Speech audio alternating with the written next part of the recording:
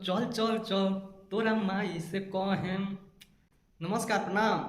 तब रउआ सबके बतला दी कि ई सॉन्ग जौन सब रउआ सब सुन रहल बानी, चल चल चल तोरा माई से कहम।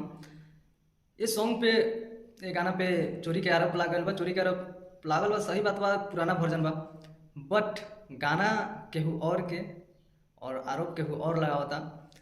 और लोग ना कहला, ऐसे बोलते हैं ना कि हम तू करत रास लीला, हम करी तो करेक्टर ढीला। वही बात है। जिसका गाना है वो एक शब्द भी भाई नहीं बोला है। वो बोले कि हम उनसे बात कर लेंगे भाई गाने के लिए, लेकिन जो इस गाने को लेकर इतना बवाल कर रहे हैं, कुत्ता जैसा भौंक रहा है सब। तो भाई उस सब से मैं बोलना चाहूँगा कि भौंकने से कुछ नहीं होता है। गाँव के कहावत बा कि हाथी चले बाजार तो कुत्ता भूखे हजार। गाना तो पवन भैया गा दिले बानी, और गाना गायला के बाद भी इतना चैलेंज से पावर स्टार पवन भैया के फैंस इतना दबा के सॉन्ग के प्यार आशीर्वाद दे रहा बानी कि विरोधी के पिछवाड़ा में भाई बम्बू हो गई बा। सच कहतनी, काहे कि वो गाना नंबर 1 पर ट्रेंडिंग पर भी बा। मेन सेक्शन में नंबर 1 ट्रेंड पे बा। वो सब डिस्प्ले पर देख सकतानी, 1 नंबर पे।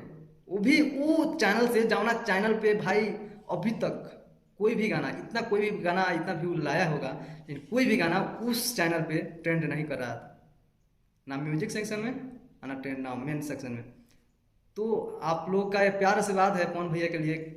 जो चैनल पे ट्रेंडिंग नहीं लग रहा था उस चैनल पे भी, और उस सॉन्ग को लेकर जो सॉन्ग पहले 10-12 साल पहले गा दिया गया था, उस सॉन्ग को नया वर्जन में लाकर पावर स्टार पवन भैया ट्रेंड करा दिए। तो इसी को बोला जाता है पावर। पावर यहीं से शुरू हुई आ यहीं पर खत्म। पावर उनका पास ना जाई जो कुत्ता लेकर भौंकला लोग, वो लोग के पास ना जाई। तो दबा के गाना के भाई सुनी जा लोग सब, और इतना ही प्यार आशीर्वाद दी जा। और जब विरोध करत लगा ये सॉन्ग के लेकर भाई, वो सब के तो पावर स्टार पवन भैया के फैंस ही जवाब दिले बानी ट्रेंडिंग नंबर 1 पे लाके।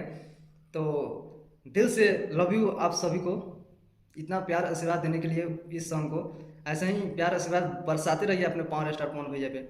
तो मिलते हैं नेक्स्ट वीडियो में, तब तक के लिए नमस्कार, लव यू ऑल।